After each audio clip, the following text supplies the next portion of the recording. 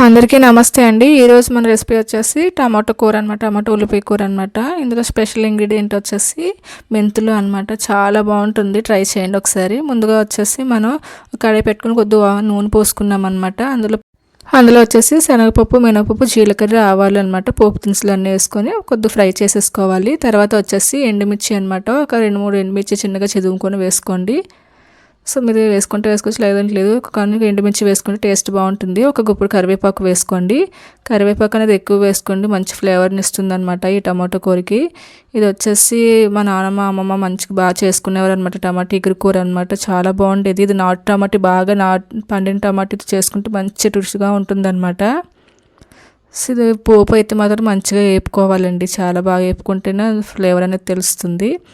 ఇప్పుడు వచ్చేసి నేను ఒక నైట్ అంతా నానబెట్టుకున్నానండి మెంతులు. ఒక పెద్ద టీ స్పూన్ మెంతులు నానబెట్టుకున్నాను అనమాట. అది కూడా వేసేసుకుంటున్నాను ఈ తాలింపులో. సో మెంతులు చేదొస్తుంది కదా, అది ఏమి ఉండదండి. మీరు ఒకసారి ట్రై చేయండి, చాలా బాగుంటుంది. ఆ మెంతులు కూడా కూరలో బాగా ఉడికి భలే తినాలనిపిస్తుంది. సో మెంతులు కూడా బాగా ఫ్రై చేసుకున్న తర్వాత ఉల్లిపాయలు అండి, 2 పెద్ద ఉల్లిపాయలు చిన్న చిన్న ముక్కలుగా తరుముకున్నాను. 4-5 పచ్చిమిర్చి చిన్నగా తరుముకొని అవి కూడా వేసుకోవాలన్నమాట. ఒక అల్లం ముక్క అనమాట. అల్లం ముక్క, 2 వెల్లుల్లి గుడ్లు అండి, అవి కూడా కట్ చేసి వేసేసుకోండి. సో ఈ ఉల్లిపాయలు తరుగు అనేది చాలా మంచిగా ఫ్రై చేసుకుంటే బాగుంటుంది. మీరు ఉల్లి తరుగు అనేది ఇంకా చిన్నగా తరుముకుంటే ఇంకా మంచిదన్నమాట. సో ఇలా అయినా బాగానే ఉంటుంది. ఇది వేడి అన్నంలో చాలా బాగుంటుందండి. ఇది వచ్చేసి మా అమ్మమ్మ బాగా చేసుకునేవారు అనమాట. టమాటా ఉల్లిపాయ కూర అంటే చాలా బాగా చేసేవాళ్ళు. సో ఇది ఒక 2-3 నిమిషాలు బాగా ఫ్రై చేసిన తర్వాత ఒక 3 నాటు టమాటో అండి. ఇది అప్పుడే బాగా పండిన టమాటో ఉంటుంది కదా, పొలంలో దొరికే టమాటో అండి ఇది. సో మీరు బాగా పండిన నాటు టమాటోలో ముక్కలు కట్ చేసి వేసుకుంటే 2-3 బాగుంటాయి అన్నమాట.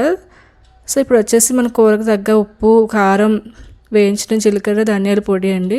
సో మీకు ధనియాలు అవైలబుల్ లేకపోయినా ఒక జీలకర్ర అయినా కూడా పొడిని వేసుకోండి, బాగుంటుంది ఆ టేస్ట్ వచ్చేసి. కొద్దిగా పసుపు కూడా వేసేసుకొని మూత పెట్టి ఒక 2 నిమిషాలు అనేది బాగా మగ్గించుకోవాలన్నమాట. ఒక 2 నిమిషాల తర్వాత చూడండి, అప్పుడు ఎంత బాగా అందులో మిక్స్ అయిపోయి నానిపోయిందనమాట. ఇంకా టమాటాలు వచ్చేసి వాటర్ అంతా వదిలేయి, ఎందుకంటే బాగా మగ్గిన టమాటో కదండి, బాగా నాటు టమాటో అనమాట. ఆ పులుపు, ఫ్లేవర్ చాలా మంచిగా ఉంటుంది. సో ఇందులో మెంతులు ఫ్లేవర్, టమాటో పులుపు చాలా బాగుంటుంది. ఒకసారి ట్రై చేయండి. ఇది ఒకసారి బాగా కలిపేసుకోవాలన్నమాట. అంటే ఇటు బాగా మగ్గినట్టు కలిపేసుకున్న తర్వాత మనకు వచ్చేసి చింతపండు రసం అండి. దాని పులుపు చూసుకొని కొంచెం, ఆల్రెడీ మనకి పులుపు ఉంటుంది కాబట్టి కొద్ది పులుపు అనేది లైట్గా తీసుకొని వేసుకోవాలన్నమాట. ఇక చింతబొట్ట అంటారు కదండి, అది అలాగే కలిపేసి వేసుకుంటే సరిపోతుంది. మరి అంత ఎక్కువగా తీసుకుంటే పులుపు ఎక్కువ అవుతుంది అనమాట. సో వేసుకొని ఇది కూడా ఒక 2-3 నిమిషాలు అనేది ఉడికించుకోవాలన్నమాట. సో చాలా ఈజీగా అయిపోతుందండి, మగ్గిన టమాటో కాబట్టి త్వరగా ఉడికిపోతుంది. ఇంకా పులుపు కూడా బాగా మరిగిపోయింది. 2 నిమిషాలలో ఉడికిస్తే నూనె అంతా పైకి తేలి బాగా ఉడికిందనమాట. సో ఇప్పుడు వచ్చేసి కూర రెడీ అయిపోయిందండి. చాలా టేస్టీ కూర వచ్చేసి చాలా ఈజీగా చేసుకోవచ్చు. నేనైతే కొద్ది గ్రేవీగా ఇలా ఉంచుకున్నాను. సో మీరు ఇంకా ఎగురుగా కావాలంటే ఇంకా మూత తీసేసి 1 నిమిషం ఉంచుకుంటే బాగా ఎగిరిపోతుంది అనమాట. ఇప్పుడు వచ్చేసి కొత్తిమీర అనమాట, ఫ్రెష్ కొత్తిమీర జల్లుకొని అది బాగా కలిపేసుకోవాలన్నమాట.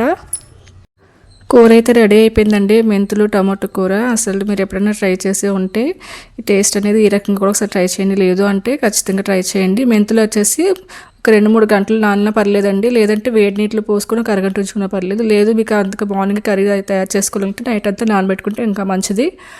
సో ఇప్పుడు వచ్చేసి నేను సర్వింగ్ బౌల్లో తీసుకుంటున్నానండి. దీని కలర్ కానీ రుచి కానీ చాలా బాగుంది. వేడివేడి అన్నం తింటుంటే ఇంకా రోజంతా నాకు అదే కర్రీ తినాలనిపించింది అనమాట. చాలా బాగుంటుంది, దోశల్లోకి కూడా బాగుంటుంది అనమాట. ఒకసారి ట్రై చేయండి, చాలా బాగుంది. థ్యాంక్స్.